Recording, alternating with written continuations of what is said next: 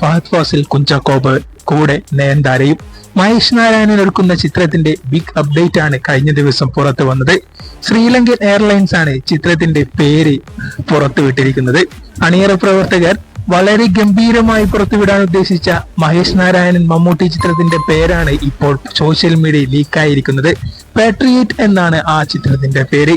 മമ്മൂട്ടിയും മോഹൻലാലും ഫഹദ് ഫാസിലും കുഞ്ചാക്കോ ബോബനും നയൻതാരയും കൂടെ ഒട്ടനവധി മലയാള സിനിമയിലെ മറ്റു താരങ്ങളും അണിനിരക്കുന്ന മലയാളത്തിലെ ഇന്നേ വരെ കണ്ടിട്ടില്ലാത്ത ബിഗ് ബജറ്റ് ചിത്രം കൂടിയാണ് പാട്രിയറ്റ്.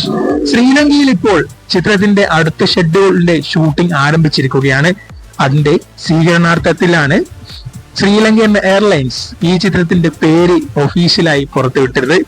അവരുടെ പബ്ലിസിറ്റിക്ക് വേണ്ടി പുറത്തുവിട്ടതാണെങ്കിലും മലയാള സിനിമയ്ക്കും മമ്മൂട്ടി മോഹൻലാൽ ആരാധകർക്കും വൻ നഷ്ടമാണ്. വളരെ ഗംഭീരമായി പുറത്തുവിടാൻ ഉദ്ദേശിച്ച ചിത്രത്തിന്റെ പേരാണ് അവർ ലീക്ക് ചെയ്തത്. ഇപ്പോൾ ചിത്രത്തിന്റെ ഷൂട്ടിംഗ് ശ്രീലങ്കയിൽ നടന്നുകൊണ്ടിരിക്കുകയാണ്. ശ്രീലങ്കയിൽ മോഹൻലാലും കുഞ്ചാക്കോ ബോബനുമാണ് പ്രധാനമായി എത്തിയ താരങ്ങൾ. ഇനി വരും ദിവസങ്ങളിൽ മമ്മൂട്ടി, ഫഹദ് ഫാസിൽ, മറ്റു താരങ്ങളും ചിത്രത്തിൽ ജോയിൻ ചെയ്യുമെന്നാണ് അറിയാൻ കഴിയുന്നത്. മലയാള സിനിമാ പ്രേക്ഷകർ ഒന്നടങ്കം കാത്തിരിക്കുന്ന ചിത്രം കൂടിയാണ് ഈ മമ്മൂട്ടി മഹേഷ് നാരായണൻ ചിത്രം. എന്നാൽ മോഹൻലാൽ എമ്പുരാൻ എന്ന ചിത്രത്തിന്റെ ഹൈപ്പ് ഈ ചിത്രത്തിന് വന്നിട്ടില്ല. എമ്പുരാൻ എന്ന ചിത്രം ഷൂട്ടിംഗ് തുടങ്ങുന്നതിന് മുന്നേ എത്രയോ വലിയ ഹൈപ്പിലായിരുന്നു ഉണ്ടായിരുന്നത്. എന്നാൽ ഷൂട്ടിംഗ് പകുതിയായിട്ട് പോലും ഈ ചിത്രത്തിന് ഹൈപ്പ് ഉയർത്താൻ ചിത്രത്തിന്റെ അണിയറ പ്രവർത്തകർക്ക് കഴിഞ്ഞിട്ടില്ല എന്നത് ചിത്രത്തെ നെഗറ്റീവായി ബാധിക്കും.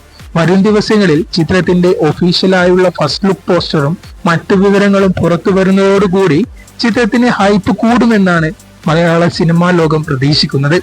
നിങ്ങളുടെ അഭിപ്രായത്തിൽ ഈ മമ്മൂട്ടി, മോഹൻലാൽ, മഹേഷ് നാരായണൻ ഒന്നിക്കുന്ന ഈ ചിത്രം മലയാള സിനിമയിലെ എക്കാലത്തെയും പണം വാരി ചിത്രമാകുമോ, അതല്ലെങ്കിൽ ഏറ്റവും മികച്ച ചിത്രമായി മാറുമോ? നിങ്ങളുടെ അഭിപ്രായം കമന്റ് ബോക്സിൽ രേഖപ്പെടുത്തുന്നതിനോടൊപ്പം ചാനൽ ആദ്യമായി കാണുന്നവരാണെങ്കിൽ സബ്സ്ക്രൈബ് ചെയ്യാനും മറക്കരുത്.